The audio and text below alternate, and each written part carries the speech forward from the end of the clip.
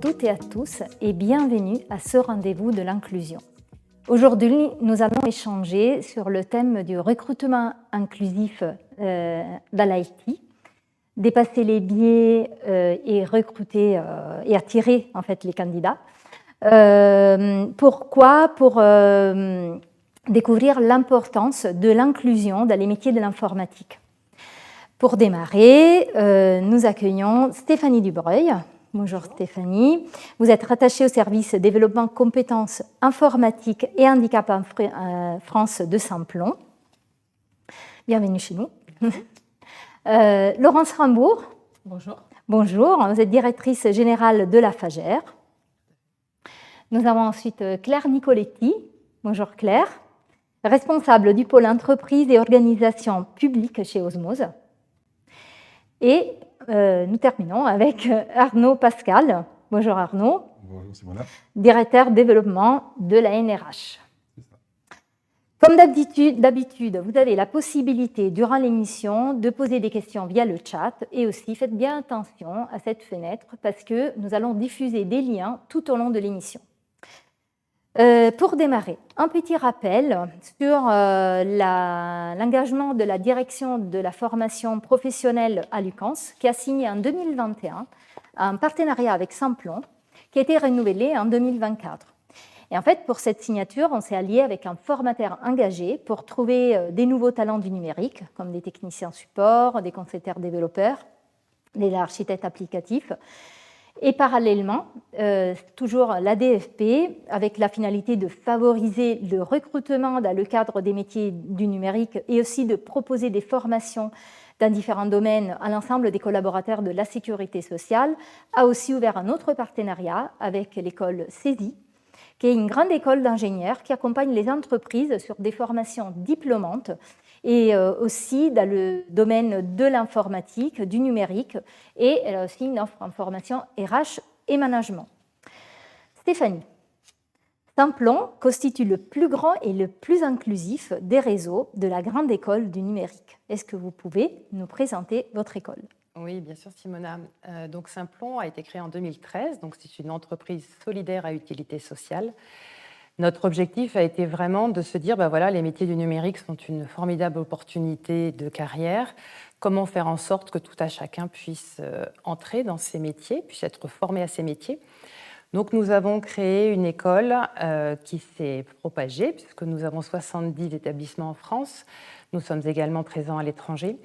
Et nous formons sur les métiers du développement, de l'infrastructure, de la cybersécurité, de la data, de l'intelligence artificielle. Et pour cela, nous avons un studio pédagogique qui a créé des partenariats avec Microsoft, avec Apple, avec IBM, avec OpenAI, pour aussi avoir des formations qui correspondent vraiment aux besoins des entreprises et qui en même temps permettent, notamment dans l'intelligence artificielle, de pouvoir accueillir, être reconnu comme tout à chacun et non pas avoir des stigmates, des biais dont on parlera tout à l'heure. Oui, c'est un bel réseau. Oui, du coup, l'école Saint-Plon. Et vous êtes aussi spécialiste de la diversité parce que vous ne vous occupez pas que du handicap. Donc, est-ce que vous pouvez nous indiquer cette diversité, à quoi ça correspond aussi, si vous avez quelques chiffres ? Oui. Donc, nous avons des programmes, comme je vous le disais, l'objectif c'était de pouvoir inclure des personnes sous-représentées dans les métiers de la tech.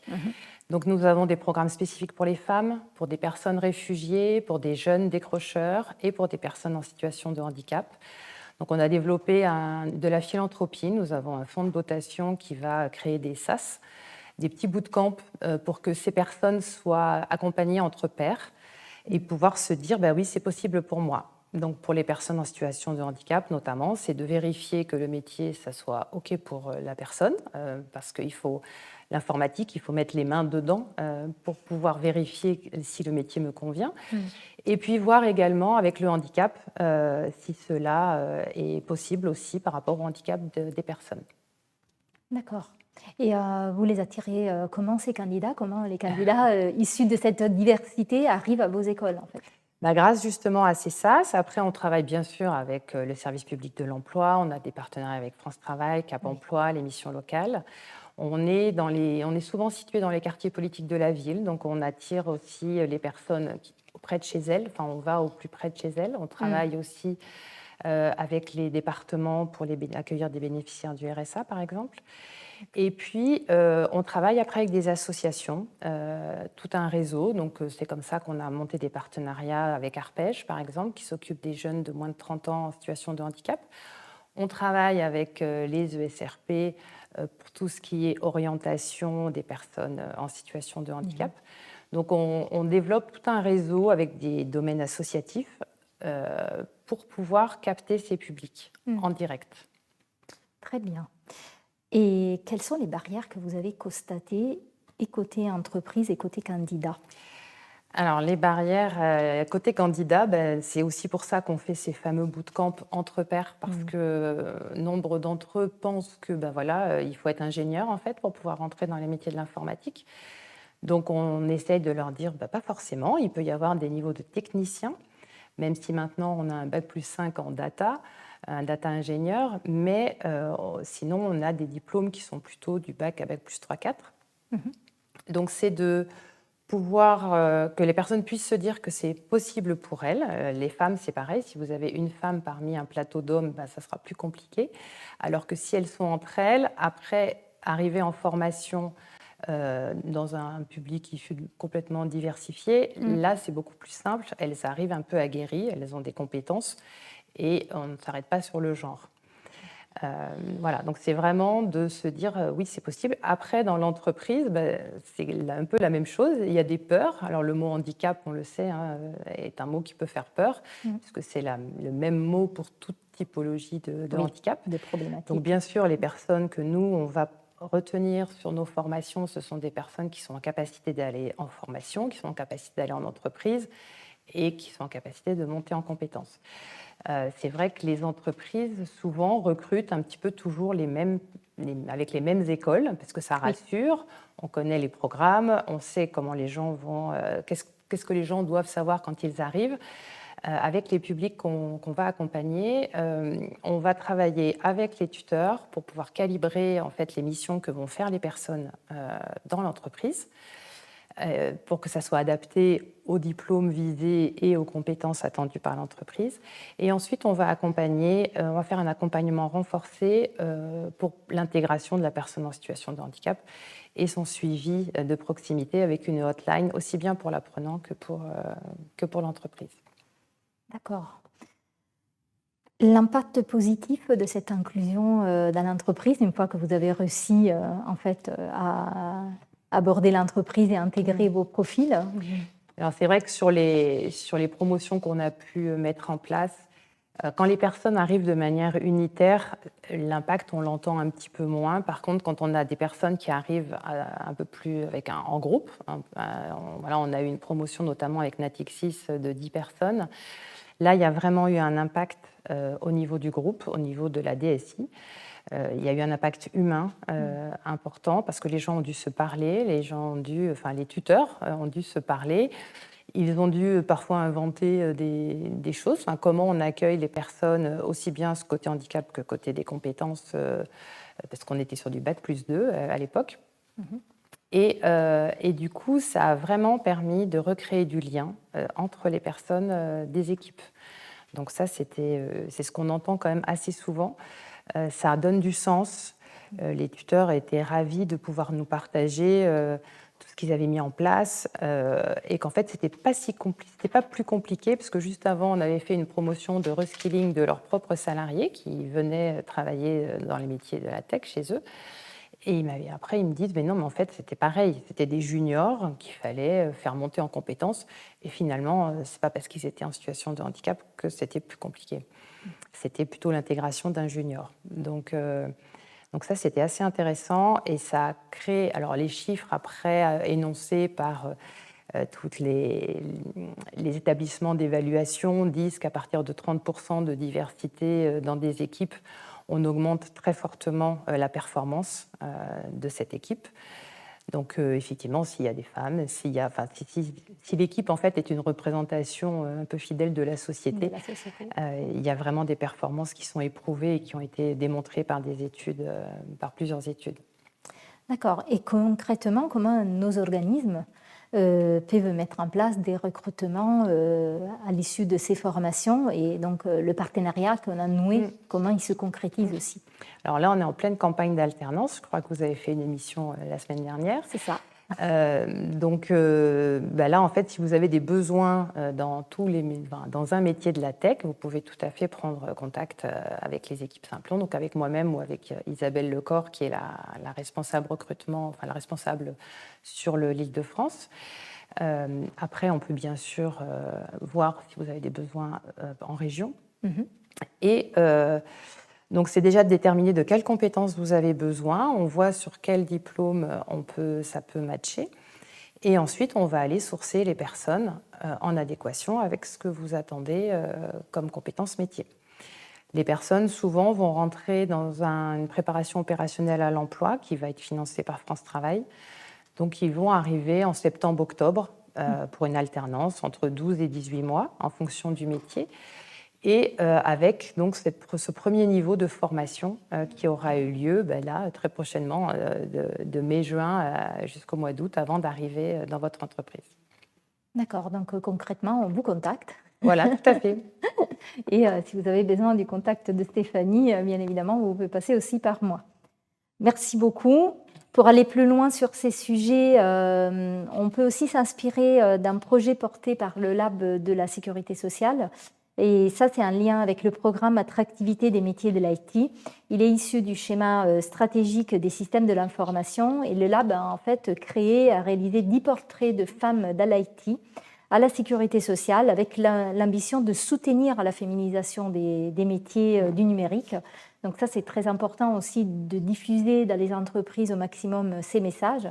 Et pas plus tard que la semaine dernière, avec le réseau social Techit, qui est aussi un réseau dédié à l'IT, les branches de la sécurité sociale se sont retrouvées lors d'un afterwork de recrutement sur une soirée dédiée aux carrières des femmes et en fait au temps d'action qui célèbre ces carrières dans les métiers de l'informatique. Laurence, vous êtes directrice générale de la FAGER, la Fédération des établissements et services de réadaptation professionnelle, mais vous connaissez déjà bien notre réseau depuis un certain temps. Tout à fait, puisqu'il y a moins de 6 mois, j'étais encore à la direction nationale du groupe GCAM, à la Caisse nationale d'assurance maladie. La FAGER, c'est la Fédération donc, de la réadaptation professionnelle. Donc, on est dans le champ médico-social, en fait, et on accompagne des personnes qui ont des problématiques de santé et qui doivent changer de métier.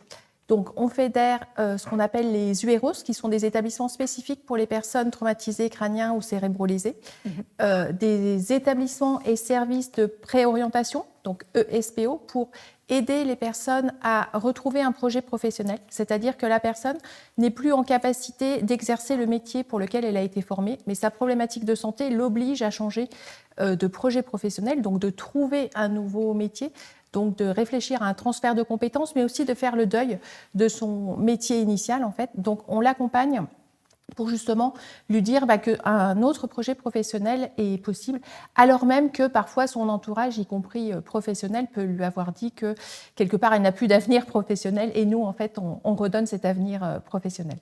Et ensuite, la personne, lorsqu'elle a besoin d'être formée, elle va dans les établissements et services de réadaptation professionnelle, donc les ESRP, pour justement suivre cette formation, donc qui sont des formations souvent du ministère du Travail, des titres à niveau et diplôme équivalent par rapport au droit commun, mais aussi éventuellement, il y a toute une période aussi préparatoire s'il y a besoin de remise à niveau, en fait, puisque ça peut être des personnes qui ont quitté les apprentissages depuis un certain temps.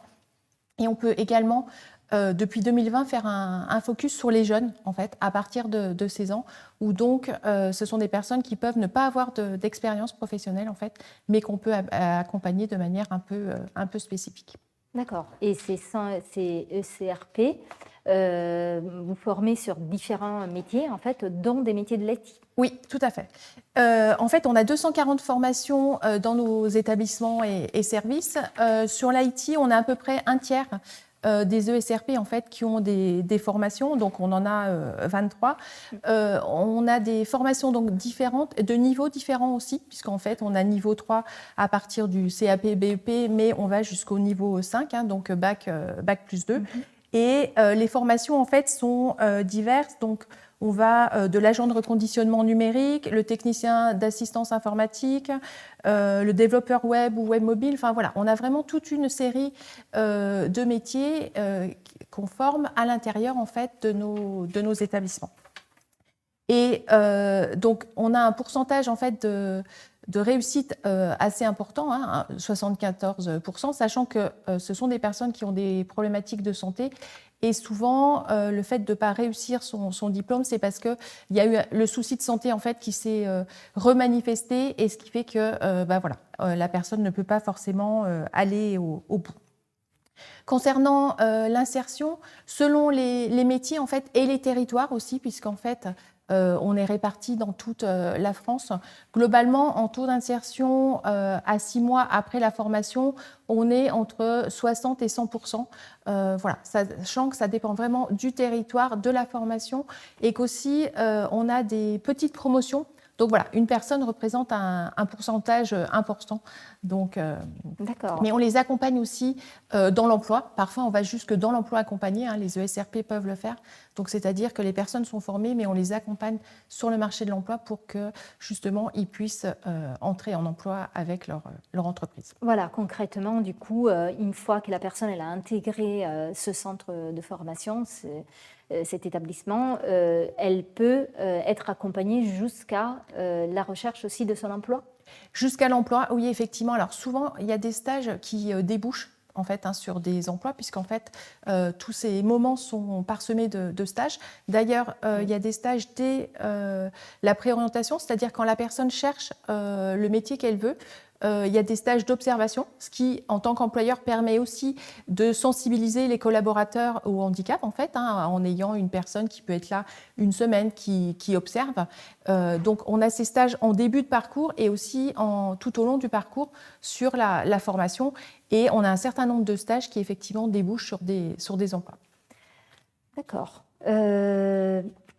Bien évidemment, nos organismes peuvent s'approcher des SRP plus proches de chez eux, que ce soit dans les métiers de l'IT ou dans d'autres types de métiers, pour mettre en place déjà des stages et commencer à découvrir les candidats et pour des potentiels passerelles. Tout à fait. Alors, on a notre site, hein, fagère.fr, où vous pouvez avoir une recherche géographique, en fait, donc par rapport à la proximité, mais aussi, effectivement, par métier. Donc, effectivement, on forme dans les métiers de l'IT, mais dans tous les métiers support. Ça peut être agent d'accueil, comptable, enfin, voilà. On a vraiment une grande diversité de métiers et on peut, effectivement, commencer à travailler ensemble de manière progressive. Le DUOD peut être la première marche, en fait, hein, puisque c'est un jour. Et nous, on accompagne les stagiaires, justement, à aller tester les métiers lors du DUOD. Donc, on peut passer du DUOD, du stage, et puis effectivement terminer sur l'emploi. Et surtout, appeler les établissements qui sont effectivement à proximité de chez vous, oui. Puisqu'ils sont disponibles et là pour accompagner les personnes.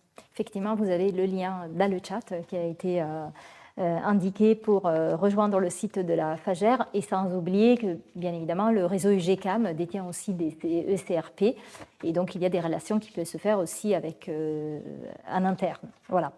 Les initiatives innovantes de la Fagère, quelles sont? Oui, alors on a justement ce qu'on appelle nous ce nouveau public, c'est-à-dire les jeunes à partir de 16 ans, donc des jeunes qui n'ont pas eu de première activité professionnelle en fait. Donc voilà, c'est pas un transfert de compétences, mais c'est des jeunes qui donc soit sortent de l'éducation nationale, on va dire, dans des dispositifs spécifiques ou pas, et ça peut être aussi des jeunes qui sont dans des établissements médico-sociaux et vers qui on n'a pas forcément proposé un projet professionnel ou au contraire un projet professionnel trop tracé. En fait, avec nous, on est sur l'ouverture du champ des possibles. Donc voilà, il y a tout ce public jeune où nos établissements peuvent mettre en place des dispositifs spécifiques, en fait, donc y compris dans l'alternance. Ça peut être aussi on peut être un support en fait pour accompagner ces jeunes.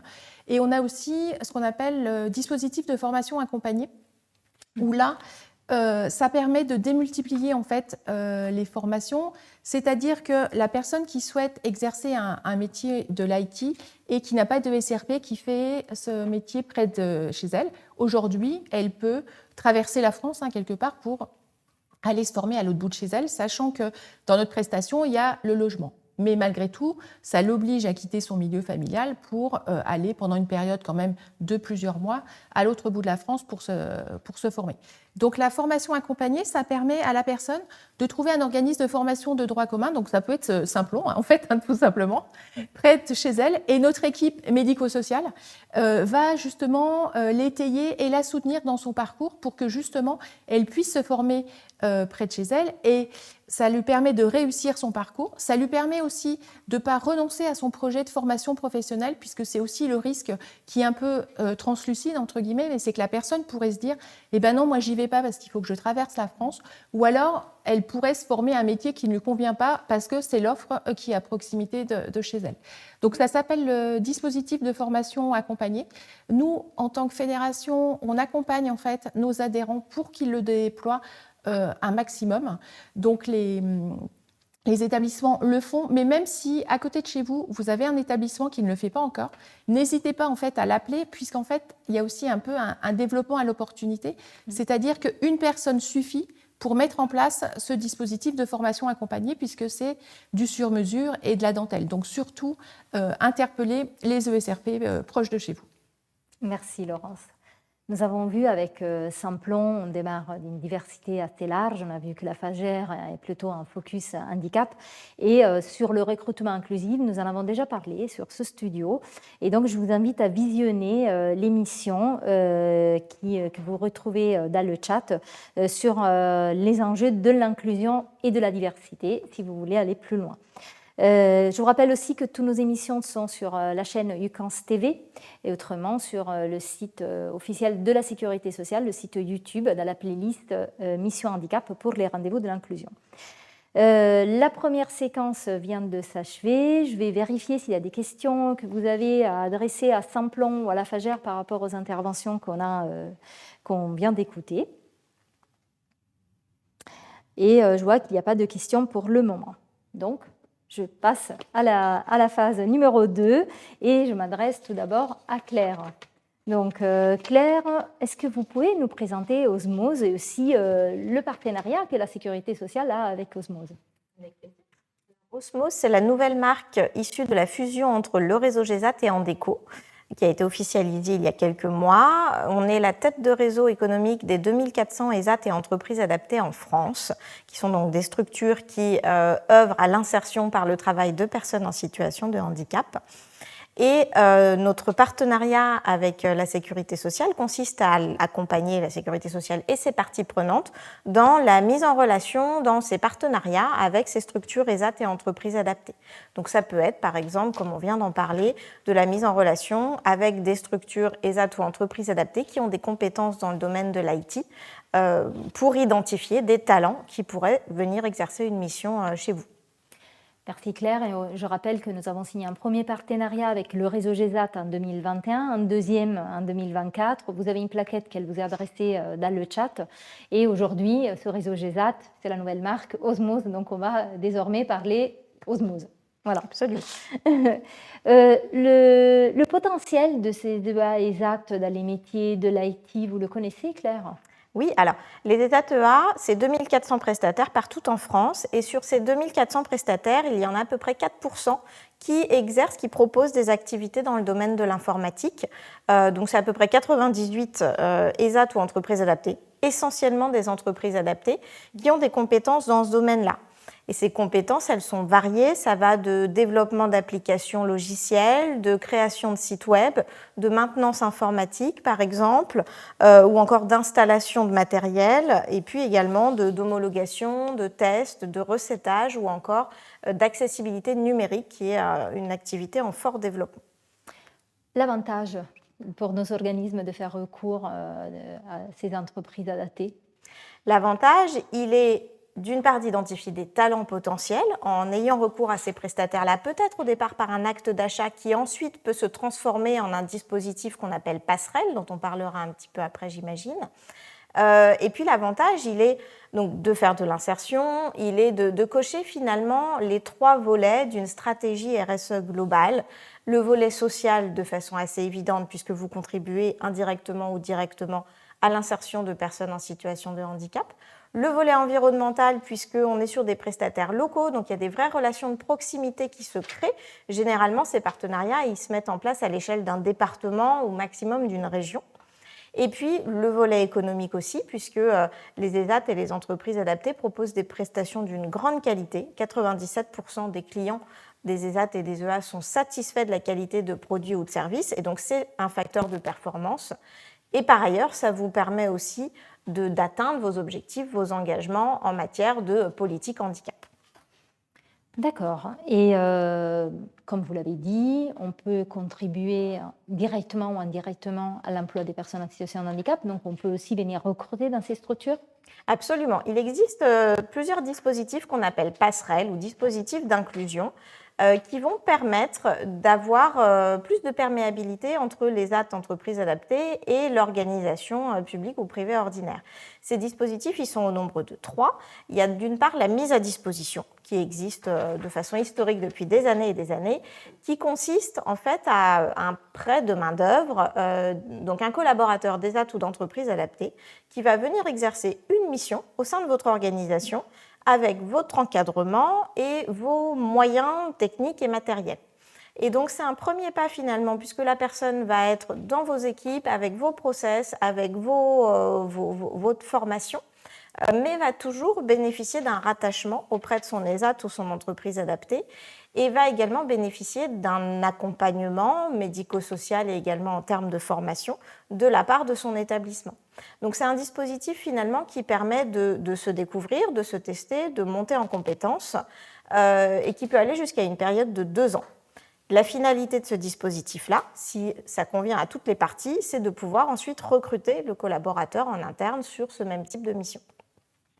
Le deuxième dispositif qui existe en matière de passerelle, c'est le travail temporaire. C'est encore assez méconnu, c'est un petit peu plus, c'est nouveau, c'est plus nouveau en tout cas, il y a moins de prestataires qui le proposent. Ce sont des entreprises adaptées de travail temporaire qui vont aller sourcer des candidats en situation de handicap pour leur proposer des missions d'intérim. Donc ça fonctionne comme un cabinet d'intérim finalement classique, à la différence que c'est une entreprise adaptée qui va piloter ça, qui va faire le sourcing, qui va proposer des actions de formation et qui va aussi proposer à l'entreprise accueillante un accompagnement en termes de médico-social et en termes de formation.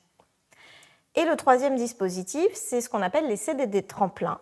Les CDD tremplins, c'est généralement déclenché sur la base d'une opportunité, justement, c'est-à-dire d'une organisation qui se rapproche d'une entreprise adaptée agréée tremplin pour lui parler d'un besoin en compétences qu'elle a. Et cette entreprise adaptée va aller ensuite sourcer des candidats, les former, monter souvent une promotion, ça se passe souvent de façon assez collective, pour répondre en lien très fort avec l'entreprise, encore une fois, qui a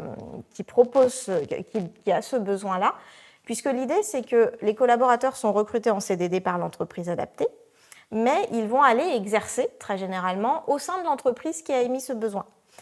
Et donc finalement, là, encore une fois, c'est une opportunité pour tout le monde de monter en compétences et puis de s'acculturer finalement à plus d'inclusion au sein de l'organisation. L'objectif de ces CDD tremplins, c'est que derrière, il puisse aussi y avoir une embauche directe au sein de l'organisation qui a permis la montée en compétences de ces personnes.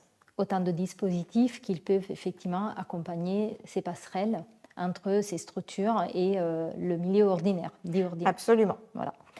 Vous avez aussi mis en visibilité tout le réseau des entreprises adaptées des ESAT avec une belle campagne. Absolument. Osmose est à l'initiative du mouvement Gen Inclusive, pour Génération Inclusive, qui, d'une part, réalise des campagnes de promotion, de mise en valeur des ESAT et des entreprises adaptées auprès du grand public, et d'autre part, organise au mois de mai, en partenariat avec ESS France, donc du 19 au 23 mai, des journées portes ouvertes des ESAT et des entreprises adaptées, donc au niveau national. Et donc, c'est une belle opportunité, justement, d'aller à la rencontre des ESAT ou d'entreprises adaptées qui ont des compétences dans le domaine de l'informatique pour peut-être rencontrer vos futurs talents de demain.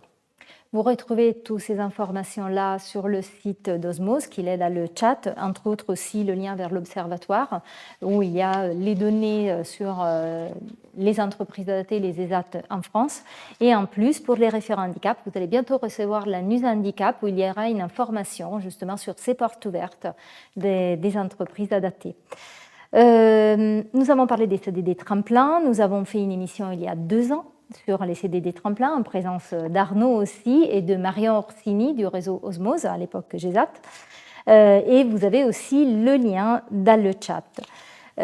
Pourquoi on parle de CDD tremplins aussi avec Arnaud? Parce qu'en fait, ce projet de CDD tremplin, il est lié aussi au dispositif Talent Digital. Mais avant d'aller voir comment ça se concrétise dans le terrain, on fait un focus avec Samplon, Stéphanie, parce que vous avez porté ce projet Talent Digital avec la GFIP, donc vous êtes à l'origine de ce projet. Est-ce que vous pouvez nous en dire plus? Alors, Talent Digital, c'est un projet qui a eu lieu de 2020 à 2023, qui est un plan d'investissement dans les compétences, donc avec un financement État et porté par la GFIP, avec comme objectif, en fait, se dire, voilà, cette filière du numérique est pourvoyeuse d'emplois, plus de 200 000 emplois d'ici 2030. Comment faire en sorte que des personnes en situation de handicap puissent être insérées dans ces métiers sur des niveaux de Bac+2, Bac+3. Donc ça, c'était vraiment le projet d'origine, sachant qu'on avait considéré qu'il y avait 1,2% seulement de personnes en situation de handicap dans les départements des services informatiques. D'accord. Et l'objectif, il visait 500 personnes. Voilà, l'objectif visait de rentrer 500 personnes. Donc en 3 ans, on a réussi à entrer en formation 850 personnes. C'est vrai qu'il y avait eu la loi de 2018 suivie de la loi de 2019 sur la naissance des CDD tremplins avec la refonte des EA. Et du coup, on devait développer aussi ce CDD tremplin dans les métiers du numérique. Donc, sur les 850 personnes, il y a eu 40% qui sont passés par les CDD tremplins avec des entreprises adaptées qui peuvent tout à fait aller sur les métiers du numérique.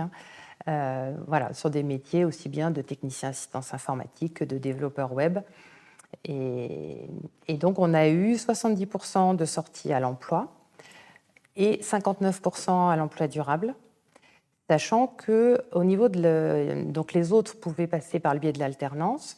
Et en alternance, on compte moins de 2% de personnes en situation de handicap dans toutes les personnes qui sont en alternance. D'accord. Donc, il y a vraiment un gros potentiel de pouvoir insérer ces personnes en situation de handicap par tout biais, que ce soit le CDD tremplin ou l'alternance. Ce qui avait intéressé certaines entreprises, parce qu'en fait, le montage, c'était une entreprise adaptée qui va chercher un organisme de formation parce qu'il a un client qui lui passe une commande.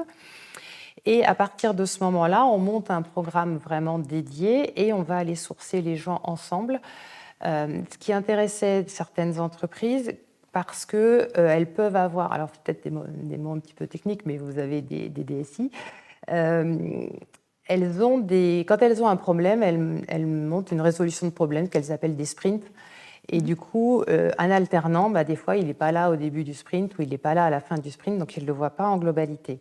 Le gros avantage du CDD tremplin, c'est que les personnes arrivaient diplômées, en entreprise, en prestation, accompagnées par l'entreprise adaptée. Et ça, c'était une grande force parce qu'il n'y avait pas la notion d'alternance. C'était un tutorat, mais avec des gens qui étaient là en présentiel 35 heures par semaine. Oui, ça c'est une grande force, oui. C'est vrai. Et donc, vous avez accompagné la naissance de ce projet Talent Digital qui s'est répercuté, bien évidemment, sur les entreprises adaptées. Donc, c'est pour ça, Arnaud, qu'on vous a invité pour avoir votre retour terrain de comment ça s'est mis en place et l'expérience un peu. Donc déjà, si vous pouvez nous présenter la NRH. Ouais, merci de cette transition. Oui, effectivement, la NRH, donc, pour résumer rapidement, est une association reconnue d'utilité publique depuis 1968. Nous avons plus de 70 ans. Et on représente à peu près 2000 collaborateurs en France, dont 1600 personnes en situation de handicap, réparties dans 25 de nos établissements. On a parlé des ESAT tout à l'heure, on a 4 ESAT, on a un ESRP et aussi les entreprises adaptées. On a 20 entreprises adaptées sur tout le territoire. Alors, le projet chez nous, il est né comment? C'est que une association de notre taille, 2000 collaborateurs, il faut qu'on anticipe un petit peu l'avenir, on réfléchit à nos métiers et on est en pleine transformation depuis quelques années déjà, de réflexion sur nos métiers, sur nos stratégies. Et effectivement, au regard du marché de l'emploi et des besoins dans le monde du travail, les métiers de l'IT sont évidemment un gisement, une source potentielle de prestations, comme on l'a dit, sur des prestations, ou potentiellement, et là c'est le sujet qui nous intéresse, de pouvoir permettre à des personnes en situation de handicap qui sont au chômage, à la base, via le dispositif CD Tremplin que nous avons, nous, utilisé, de les remettre au travail sur un métier porteur et ensuite pour les faire sortir ce qu'on appelle en sortie positive vers un emploi durable. Donc une sortie positive, c'est retrouver du travail dans une entreprise de manière pérenne, bien sûr, en CDI essentiellement. Donc ça, c'est effectivement le constat de se dire on a cette ambition d'aller sur ces nouveaux métiers. Fort de ça, avec notre volonté de vouloir créer des passerelles et des parcours de sortie positive, de former des gens pour les faire embaucher demain dans le monde ordinaire, donc des entreprises et donc peut-être dans les structures de la sécurité sociale. Et effectivement, on a créé tout un pôle qui s'appelle le pôle sortie positive. On n'a pas été chercher bien loin. Le pôle sortie positive est là, dédié pour accompagner des personnes en parcours. Et donc, au travers de ça, on s'est dit comment on peut faire pour aller sur ces métiers de l'IT, alors qu'on n'est pas forcément à la base des spécialistes des métiers du numérique. De la saisie, oui, mais des métiers spécifiques IT, non. Donc, en fait, on a mené une étude de marché avec un grand cabinet qui s'appelle Accenture via la Fondation pour nous aider en mécénat de compétences à identifier quels sont les métiers, parce qu'on en a parlé tout à l'heure, il y a plein de métiers différents, l'assistance informatique, on a pu étudier les métiers de la cybersécurité, on a étudié les développeurs no-code et aussi le métier de l'assistance informatique de base, donc le technicien qu'on appelle à l'aide quand on a perdu le mot de passe et on sait plus comment faire, et que l'ordinateur il est HS. Voilà, donc à partir de cette étude qui nous a identifié ces métiers-là, la NRH, encore une fois, à notre dimension, 2000 collaborateurs, c'est pas rien, on a décidé de monter 4 programmes de formation avec 40 personnes. Donc quand on parlait du programme Talent Digital, que l'ambition de la GFIP était de former 500 personnes sur 3 ans, même s'il y a eu 850 personnes, on a formé 40 personnes. Donc nous, c'est entre 5 et 8%, ça dépend de quel chiffre on prend, c'est pas rien, 40 personnes. Et donc voilà, on a décidé de monter 4 programmes de formation de 10 personnes chacune dans 4 de nos établissements. Donc on était du côté de Montauban, de Tours, de Nanterre et de Lyon. Et en fait, on a monté, notamment avec Simplon, qui était un de nos partenaires sur la formation, mais pas que. On a eu 2 autres partenaires aussi. On a formé donc des personnes en CDD tremplin, en vue de les réinsérer dans le milieu ordinaire. Et la force de ce qu'on a voulu envisager, c'est qu'on l'a dit tout à l'heure, il y a aussi bien des personnes qui étaient en CDD tremplin, mais on s'est dit aussi que dans nos propres collaborateurs, dans nos 1600 collaborateurs, il y avait des personnes qui étaient là en CDI depuis historique, mais qui auraient aussi envie d'aller sur ces métiers-là. Donc on a aussi formé, on va dire, du 25% de personnes de nos entreprises adaptées socles, et aussi donc 75% de personnes en passerelle, en CDD tremplin. Donc on a monté ces cursus de formation, et la force, ce qu'on a voulu faire aussi, c'est donner la chance à chacun de pouvoir trouver sa place et pas d'être très sélectif sur les candidats qu'on allait embaucher en CDD tremplin, et pas se dire on veut que les meilleurs profils qui connaissent parfaitement les limites de l'informatique, et puis la passerelle va être facile. Donc on s'est dit, on va être très très large, et justement on l'a dit tout à l'heure sur l'adaptation des programmes de formation, on a adapté les programmes de formation avec nos partenaires comme Simplon, justement, un exemple tout bête, au lieu de dire les salariés vont être en formation 5 jours par semaine pendant 6 mois, c'est quand même très très long pour n'importe quelle personne, 6 mois c'est déjà long, notamment un adulte, et bien effectivement on a dit nous on va les former pendant 4 jours, et le 5e jour, peu importe le jour, ça va être une journée, on va faire des révisions et aussi on va faire tout ce qui est accompagnement. Et là c'est l'autre point qui est très important au sein de notre association, on a plus de 45 professionnels dans l'accompagnement professionnel, que ce soit des psychologues, des assistantes sociales et tout ce qui concerne les parcours professionnels avec des chargés d'insertion, où là justement ces 40 personnes ont pu avoir accès à tout ce dispositif d'accompagnement. Justement, parce que les personnes qui sont en formation ont aussi des problèmes de logement, ont aussi des problèmes financiers, ont aussi des problèmes divers et variés, qu'il faut accompagner, parce que notre but, c'est qu'à la fin, on atteigne ces 70% de personnes qui ont eu le diplôme. Et c'est exactement les résultats que nous avons eus dans les grandes stats nationales. On n'a pas échappé aux stats nationales. On a 70% de nos collaborateurs qui ont eu le diplôme à la sortie de ces 6 mois de formation. Et 6 mois de formation, c'est relativement long. Et on s'en est aperçu au travers des profils de nos collaborateurs. On a eu un chauffeur de taxi, on a eu un vendeur d'électroménager, on a eu une personne au chômage depuis des années qui n'arrive pas à retrouver de travail et qui s'est dit pourquoi pas, mais qui avait déjà un minimum de savoir de base, donc on s'est dit pourquoi pas. Et donc, voilà, donc la force de notre programme, c'était vraiment d'essayer de pas sélectionner au démarrage les meilleurs profils, c'est de donner une chance à ceux qui avaient déjà un minimum de base pour les monter en compétences sur ce métier-là. Et donc ça, c'était une grande force. Et c'est vrai que l'accompagnement, on en a parlé tout à l'heure, l'emploi accompagné, on en a parlé aussi, ça a été prépondérant pour nous, parce que c'est clair que si on n'avait pas accompagné nos collaborateurs avec toute cette structure d'accompagnement, on n'aurait pas eu 70% de personnes qui, à la fin, auraient eu leur diplôme. Il y en aurait beaucoup qui auraient abandonné en cours de route parce que faire des études, c'est pas évident, et d'autant plus qu'on a un certain âge, parce que les personnes en reconversion, bien souvent, c'est pas forcément que des jeunes, mais c'est aussi des personnes avec une certaine expérience, et c'est pas évident de reprendre de la formation au cours de sa vie professionnelle. Et donc, de ce fait-là, par rapport à ce programme-là, nous avons pu remettre au travail 70% de nos collaborateurs qui ont eu le diplôme, et dans les grandes stades, pareil, on a pu remettre en emploi durable une grande majorité des collaborateurs, parce que l'emploi accompagné, vous l'avez compris, on accompagne les collaborateurs, même au-delà de la formation. C'est-à-dire qu'on a, avec nos personnes de chargé d'insertion, dans nos établissements, nous avons accompagné les collaborateurs à refaire un CV, à se présenter en entretien, on a fait des simulations, et on a aussi essayé de chercher les entreprises qui pouvaient potentiellement embaucher ces potentielles personnes en sortie de parcours. Et donc là, c'était notre gros challenge pendant ces 6 mois, c'est trouver des entreprises qui, à terme, allaient pouvoir soit les embaucher directement, mais aussi, et c'est ce qu'on avait prôné, c'est-à-dire c'est que ces personnes qui étaient en CDD tremplin, c'est qu'on les mette comme en période de pré-professionnalisation dans les entreprises, parce que c'est bien beau d'avoir la formation, mais s'ils ne pratiquent pas derrière, comme un stage ou un peu comme l'apprentissage, on ne peut pas valider professionnellement qu'elles sont en capacité de tenir leur job demain dans une entreprise. Et donc, pour que l'emploi soit durable demain, on a voulu aller jusqu'à cette étape-là, de dire, OK, maintenant vous êtes formé pendant 6 mois, on va trouver l'entreprise, la personne en CDD tremplin va continuer dans l'entreprise potentiellement cliente, on va continuer de l'accompagner pour s'assurer qu'au bout de la période de X mois, l'entreprise, elle s'assure que quand elle va recruter un collaborateur qui vient de la NRH dans ce programme-là, le collaborateur a tous les codes. Il a les savoir-faire, mais surtout les savoir-être. Parce que les savoir-être, c'est pas anodin. Encore aujourd'hui, effectivement, c'est pas si évident que ça.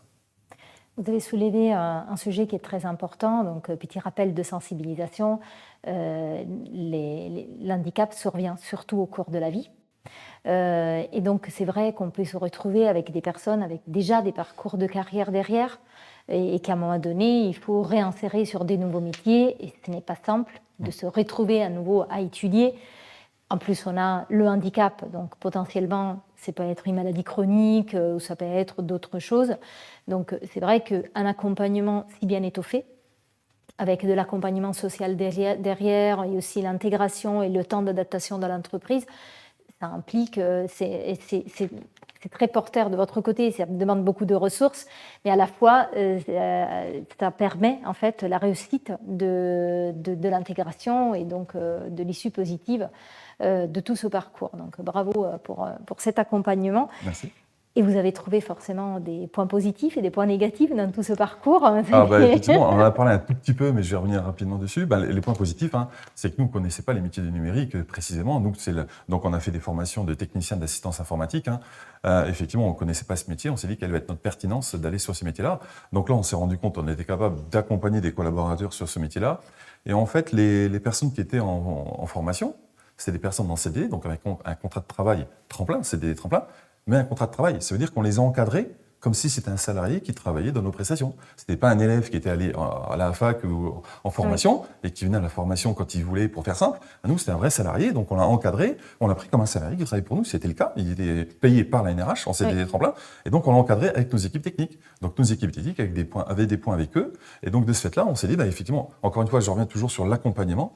C'est le maître mot de tout ce programme de formation, entre autres, parce que effectivement, on les a gérés comme un salarié qui travaillait, avec respect des horaires, respect du cadre de formation. Certes, c'est de la formation, mais c'est comme un cadre de travail. Voilà, donc cette partie-là, c'était important pour nous, parce qu'on a validé quelque part que sur un nouveau métier comme ça, on avait cette capacité d'aller sur ce métier-là, en particulier. Mais demain, on aurait pu continuer les formations via le programme Talent Digital sur un autre niveau de formation technicien réseau ou développeur ou autre. On n'a pas décidé de le faire en 2024, mais on l'a fait en 2023.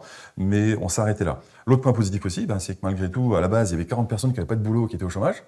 Et à la fin, on avait 70% qui ont trouvé du boulot sur les métiers de l'informatique. Donc par rapport à la fracture du numérique, par rapport au manque de main-d'œuvre sur les métiers du numérique, on a participé à notre modeste échelle à recréer de l'emploi dans les métiers du numérique, sur des métiers plutôt porteurs. Et ça, c'est plutôt très valorisant pour nous d'avoir été capable de faire ça. En plus de ça, c'est vrai que les sorties positives, c'est aussi le cheval de bataille de toutes les structures du handicap. Faire en sorte que les personnes qui sont en situation de handicap puissent retrouver du travail dans nos structures. Parce que 90% de nos salariés, c'est des salariés plutôt en parcours pérenne, en CDI. Et là, le fait de passer en CDI tremplin, les salariés, dès le démarrage, ils savaient qu'à la fin du parcours, il fallait qu'ils retrouvent du travail en entreprise ordinaire. Et donc, d'avoir contribué justement à faire réembaucher des personnes dans le milieu dit ordinaire, c'est dans notre mission. Et c'est pour ça qu'on a créé le pool sortie positive, d'ailleurs, qui est rattaché dans mes équipes au niveau central, pour qu'on puisse déployer ces parcours dans toutes nos entreprises adaptées, qui sont toutes, elles, certifiées avec l'agrément CDD tremplin. Donc ça, c'était le côté positif. Le point négatif, et là, effectivement, c'est un petit appel à vos adhérents, c'est qu'effectivement, il nous a manqué en fin de parcours les entreprises. Tout à l'heure, la personne de Simplon l'a dit, à la base, c'est une entreprise qui a un besoin, qui vient vers Simplon ou qui vient vers les entreprises adaptées pour répondre à un besoin. Nous, on a pris le taureau par les cornes, on n'a pas le besoin initial des entreprises parce qu'on s'est lancé, mais on se dit, si on ne se lance jamais et qu'on attend que les entreprises viennent, peut-être qu'il ne se passera jamais rien. Donc, on a décidé de former 40 personnes comme ça, en partant de zéro, sans les entreprises au bout. Donc, ça nous a demandé un gros travail de tous nos établissements, de trouver les entreprises et d'essayer de les identifier. Et malgré tout, le constat le plus négatif que l'on a, c'est qu'effectivement, c'est qu'on n'a pas réussi à trouver autant d'entreprises que ça qui, à la fin de notre parcours, puissent embaucher nos collaborateurs. Donc ça, c'était le point le plus négatif. Le deuxième point qui n'est pas anodin non plus, c'est que il y avait un financement du PIQA, on l'a dit tout à l'heure, le PIQA de formation pour ces salariés-là, donc ont été financés, on va dire, sur les aspects pédagogiques, mais toute cette partie d'accompagnement qu'on a pu dispenser auprès de nos collaborateurs pendant 6 mois, pendant 40 personnes, ça fait un certain nombre d'heures de personnes en formation, il a fallu le financer. Et ça, c'est 100% l'ANRH qui l'a financé sur ses propres revenus. Et c'est pas anodin de former 40 personnes pendant 6 mois. On parle en plusieurs centaines de milliers d'euros que ça nous a coûté pendant tous ces 6 mois de formation de nos collaborateurs. Donc c'est vrai que ce programme est très intéressant, mais ça coûte un peu cher quand même. Donc effectivement, il faut trouver idéalement la structure qui a un besoin. Et là, comme l'a dit Simplon ou la Fagère, effectivement, on a le besoin déjà. Et après, on est totalement capable, on l'a vu au travers de toutes les expériences, de monter des formations, de former et que ça se passe bien derrière. Oui, c'était aussi l'objectif des CDD tremplin au tout début. Exactement. C'était j'embauche un CDD tremplin s'il y a un besoin de l'autre côté, l'entreprise manifeste son besoin et moi j'embauche un CDD tremplin. Et les entreprises adaptées se sont organisées pour déjà embaucher les CDD tremplin et les former, les accompagner et ensuite trouver les entreprises parce qu'effectivement ce matching n'est pas arrivé tout de suite. Stéphanie, vous l'avez dit tout à l'heure, le projet Talent et Handicap, en fait, il s'est arrêté. Donc aujourd'hui, on a formé 850 personnes. Voilà, 850 personnes sont formées. Une bonne partie, elle a aussi intégré l'entreprise. Quel est le message aujourd'hui qu'on peut passer aux organismes de sécurité sociale, donc côté ANRH et puis peut-être aussi côté Simplon sur ces projets-là? Le message, je l'ai un peu dit juste avant, c'est que, ne serait-ce qu'au travers de cette émission, et on vous remercie, c'est qu'on est capable de le faire. Donc effectivement, n'hésitez pas à revenir vers nous, que ce soit la Fagère, que ce soit Simplon, et les structures de handicap au travers d'Osmose, et aussi nous, ANRH, qui sommes aussi un acteur important dans le monde du handicap, on est capable de le faire. Donc le seul besoin que l'on aurait, je dirais, par rapport à vous, c'est effectivement, laissez-nous un petit peu de temps, parce que monter une formation, c'est pas en claquant des doigts que demain, si vous avez besoin de quelqu'un, vous avez compris que ce n'est pas demain que ça va se passer. Donc il faut anticiper un petit peu, et ne serait-ce que venir nous voir, discuter avec nous, on peut co-construire le projet ensemble. Parce qu'à chaque fois, c'est à la marge, il y a toujours des subtilités par rapport aux différentes structures. Donc l'idée, c'est de discuter avec nous, venir nous rencontrer, échangeons par rapport à votre besoin, et après, on est capable de dérouler le projet de A à Z avec vous, très particulier, et réussir. Parce que le but, c'est qu'on est tous là pour trouver des profils et remettre en emploi des personnes sur les métiers numériques, qui sont des enjeux majeurs de beaucoup d'entreprises, dont j'ai cru comprendre tous vos adhérents. Oui, bien sûr, l'objectif, c'est vraiment de continuer. Nous, on est beaucoup monté en compétences autour du handicap. On accueille aujourd'hui 13% de personnes en situation de handicap dans toutes nos promotions. Et c'est vrai que c'est jamais aussi bien que quand il y a l'entreprise en face, que ce soit sur une alternance, que ce soit sur un projet avec une entreprise adaptée. Quand il y a l'entreprise, les personnes en situation de handicap peuvent avoir accès à la formation relativement facilement, mais l'accès à l'emploi est plus compliqué. Et à partir du moment où on unit un petit peu tous les quatre nos forces, en fait, parce que en fait, c'est un quatuor de réussite, on vous apporte en fait la solution du sourcing, de l'accompagnement, du montage financier, etc., pour vous permettre d'avoir des compétences chez vous, parce que l'objectif, c'est des compétences, et que ça puisse vous permettre de faire tourner vos services, et en étant accompagné aussi bien sur la montée en compétences qu'au niveau du handicap. Donc, je pense qu'on a chacun un bout de nous, et en plus, on parle ensemble, donc on arrive avec une solution complète. Vous avez à déterminer les besoins en compétences. Et il y a vraiment besoin d'avoir un accueil en entreprise, parce que ça, c'est vraiment une responsabilité sociétale, à mon avis, de l'entreprise pour pouvoir insérer les personnes en situation de handicap. Oui, moi, ce que je retiens beaucoup, c'est que c'est un métier en tension. Les métiers de l'IT, ce sont des métiers en tension. On cherche des candidats. Ici, on sait comment les former. On sait comment les accompagner, on sait où aller les chercher aussi. Donc en fait, c'est très important de se positionner sur une stratégie d'embauche, de se dire d'ici 1 an, 2 ans, 3 ans, quels sont mes besoins, de les anticiper et de venir discuter avec vous. C'est ça que j'entends beaucoup. C'est parce qu'en fait, moi je retiens aussi, Claire, tu peux le dire, dans le réseau des entreprises adaptées et des ESAT, ce sont des réseaux qui sont très innovants en fait. Et que quand on pose un problème, on a une difficulté, on se dit moi je fais face à ça, moi entreprise, moi employeur, j'ai ces besoins-là, je fais face à ces difficultés-là, comment vous pouvez venir à notre aide? Et ce sont des réseaux qui sont assez souples. Ils savent s'adapter et répondre à ces besoins-là. Donc, effectivement, voilà, le message est lancé. On est vers la fin de cette émission. Avant de passer aux questions potentielles que vous pouvez avoir, je vous rappelle que vous avez un questionnaire qui vous est adressé dans le chat. Et ce questionnaire nous permet d'améliorer nos émissions et de savoir aussi ce que vous avez pensé de celle-ci. Je vais regarder.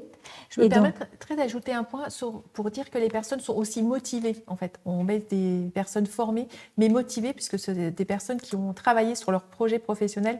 Donc voilà, c'est important. Dans le monde du travail d'aujourd'hui, elles sont vraiment motivées par leur projet professionnel.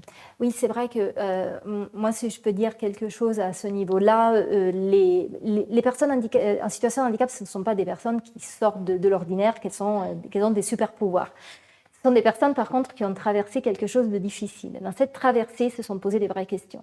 Ils se sont dit qu'est-ce qu'on souhaite aujourd'hui pour notre vie, et ils sont aussi en mesure de savoir de quoi ils sont capables ou pas, parce qu'ils se sont mesurés à leurs limites. Et donc, en fait, c'est là que je pense qu'ils trouvent une motivation, parce qu'ils ont balayé un certain nombre des champs des possibles et se sont concentrés sur vraiment ce qu'ils souhaitent comme métier aujourd'hui. Et donc, ils se donnent à fond, que ce soit dans la formation et que ce soit après dans l'entreprise.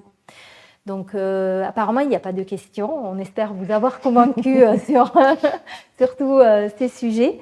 Moi, je vous donne rendez-vous au prochain rendez-vous de l'inclusion. On espère que ça sera le 12 juin, toujours sur ce plateau avec des nouveaux intervenants.